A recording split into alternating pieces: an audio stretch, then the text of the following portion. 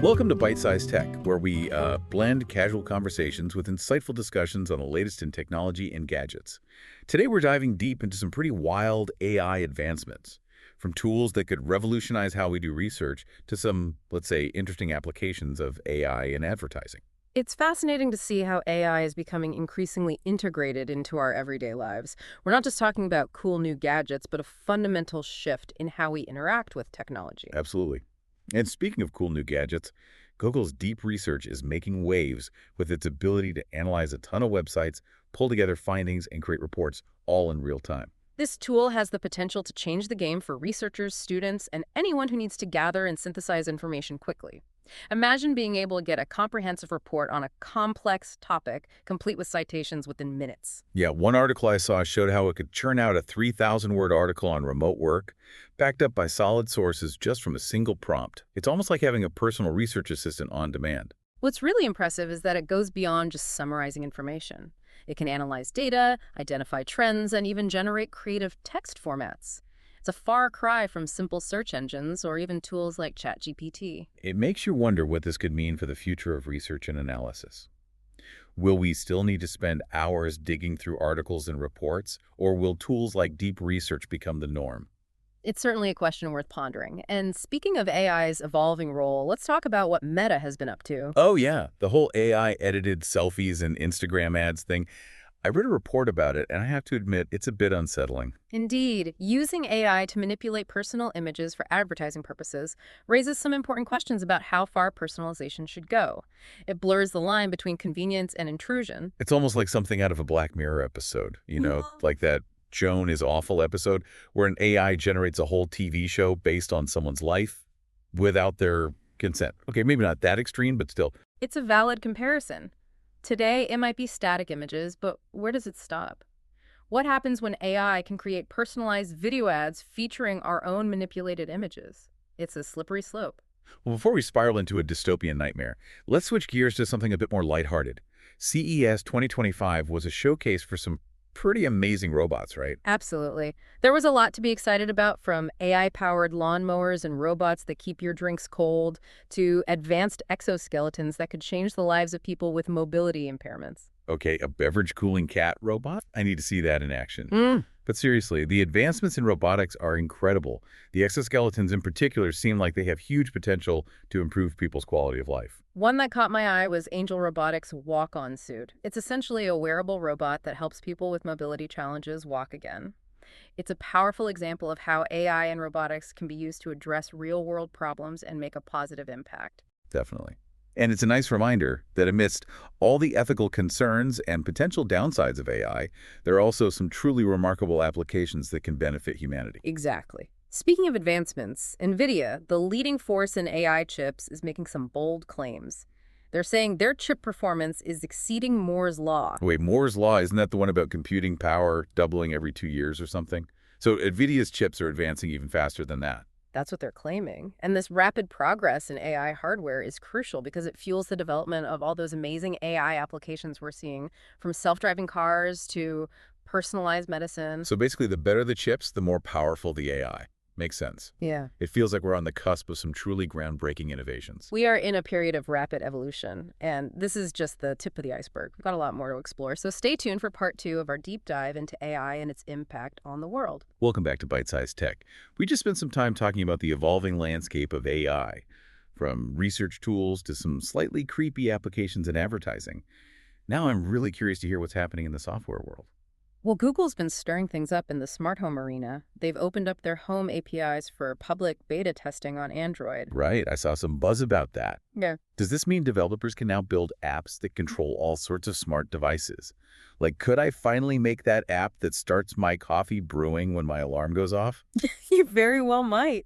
These APIs are really powerful. They have a unified interface for managing all sorts of devices, both the ones connected to the cloud and those using the new Matter standard. Ah, Matter. I remember hearing about that. Wasn't that supposed to make all our smart home gadgets play nicely together, regardless of brand? Exactly. So now developers can build apps that work seamlessly with a whole ecosystem of devices. Plus, there's an API for simplifying setup, no more struggling with confusing pairing processes, and another one for creating automations right from within the app. Okay, so in theory, I could have an app that turns on my lights, adjusts the thermostat, and starts playing my favorite music when I get home from work, all thanks to these APIs. You got it. And with the public beta now available, I think we'll see a flood of new and creative smart home apps. It's an exciting time to be into home automation. It certainly sounds like it. But you know what else is exciting? The whole world of AI agents. It seems like everyone's talking about them and calling them the next big thing in AI. AI agents definitely have a lot of people buzzing, and for good reason.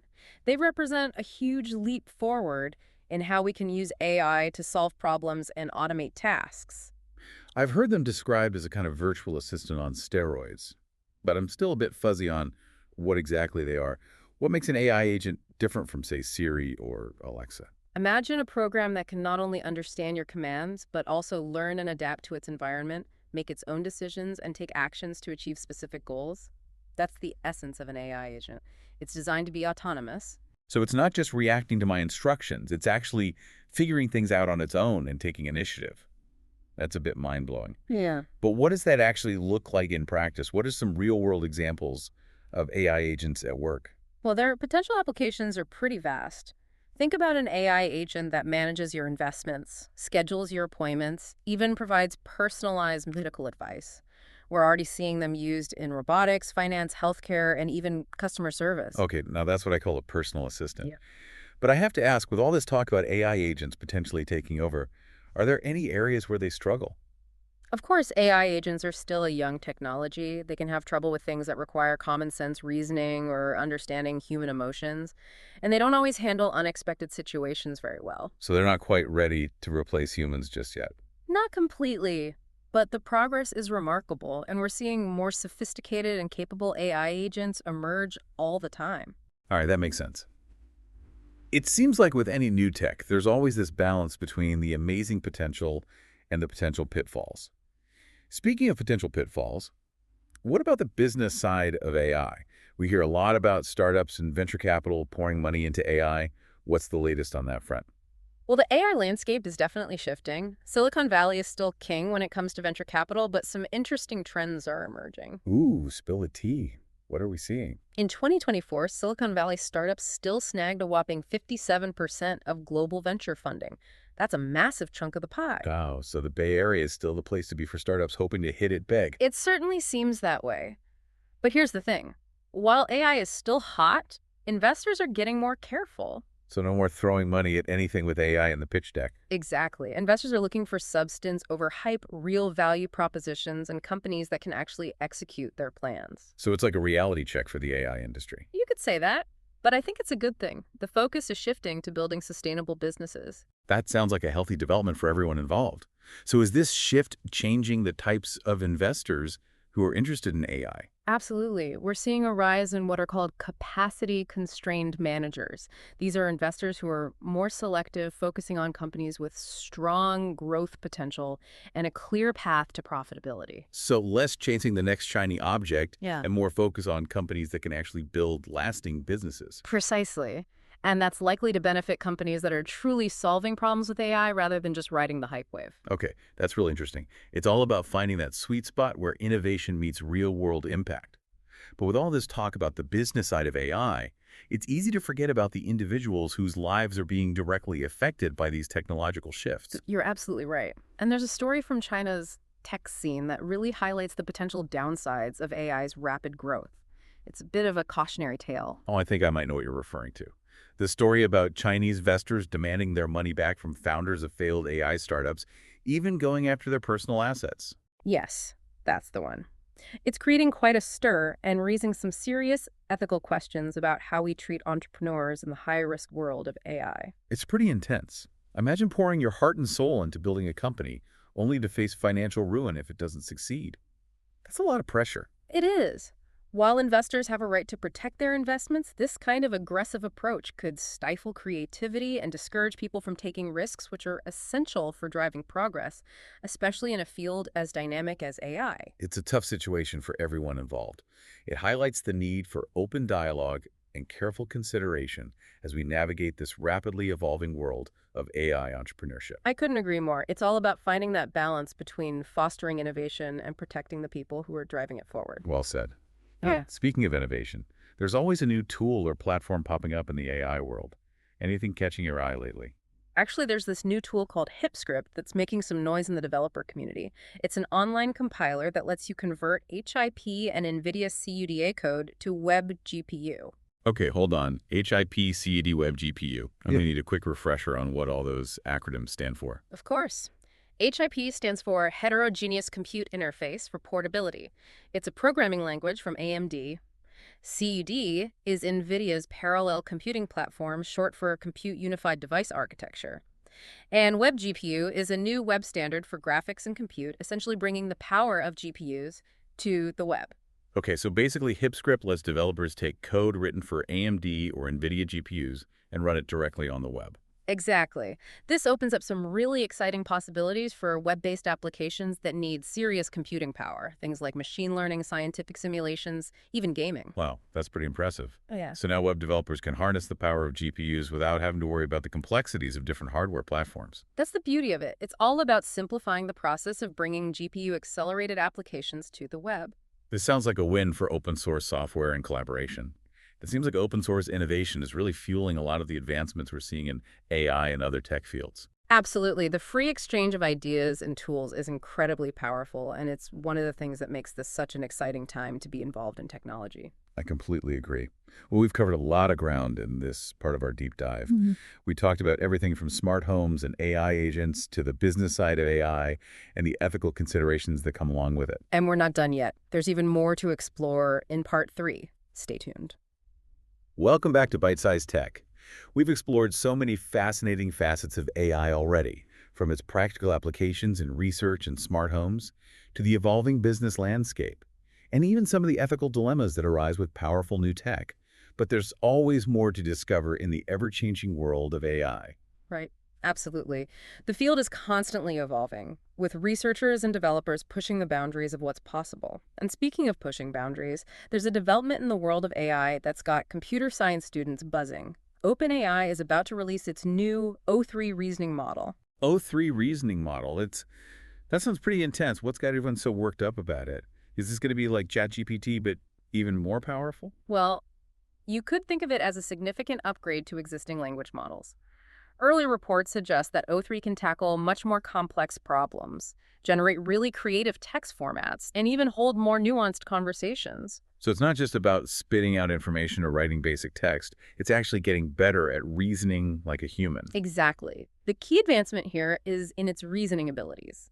It's been designed to think more like us, understanding context, making inferences, and drawing logical conclusions. I can see why computer science students might be feeling a little nervous. If AI can reason like a human, does that mean their skills will become obsolete? That's a natural concern, but it really highlights how the tech industry is changing. As AI gets more sophisticated, it's not about competing with it, but rather learning to work alongside it. The skills that will be most valuable are things like critical thinking, creativity, and complex problem solving, things that AI still struggles with. So it's about finding ways to leverage AI to enhance our own abilities rather than being replaced by it. Precisely. And speaking of AI's evolving capabilities, we can't ignore the advancements in large language models, or LLMs. They're the foundation for so many AI applications, and researchers are constantly pushing their limits. Right, LLMs, those are the brains behind things like ChatGPT and Google's Bard, aren't they? But they've always seemed a bit like black boxes to me. You put in a prompt and get an output, but it's hard to know what's happening in between. That's a really important point. And it's why there's a lot of focus on LLM explainability. Explainability. What does that mean in the context of AI? It's all about making these complex language models more transparent. Researchers are working on ways to understand how LLMs arrive at their outputs, what factors influence their decision-making, and essentially peek under the hood of these powerful systems. So instead of just accepting the output, we want to understand the process right. That seems crucial for building trust in AI and making sure it's used responsibly. Exactly. We need to be able to identify potential biases, understand the limitations of these models, and ensure they align with our values. And researchers are developing some really cool techniques and tools to visualize LLM concepts, connect them to input-output behavior, and shed light on those black boxes. That sounds like a step in the right direction. What else is happening in the world of LLMs that we should be paying attention to? There's a new project called The Spider that's really pushing the boundaries of what LLMs can do with video. Video. So we're not just talking text and images anymore. LLMs are tackling the world of moving pictures. That's right. Spider enables real-time interactions with streaming videos, something traditional LMs have struggled with. So I could be watching a live stream and ask an LLM questions about what's happening in real time. That opens up some incredible possibilities for interactive learning, real-time analysis, even new forms of content creation. Absolutely. It's another example of how the lines between the physical and digital worlds are blurring and how AI is changing how we interact with information and the world around us. It's mind-blowing to think about all the potential applications.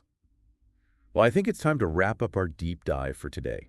We've covered so much ground, exploring the ever-evolving landscape of AI from its potential to revolutionize research and reshape how we live and work, to the ethical considerations we need to grapple with along the way. It's been a whirlwind tour, and it's clear that AI is going to continue to surprise us with its capabilities and challenges.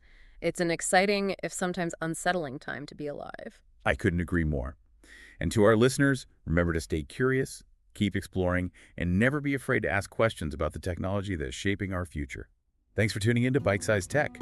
If you enjoyed the show, like, comment, share, and subscribe for more fun tech discussions.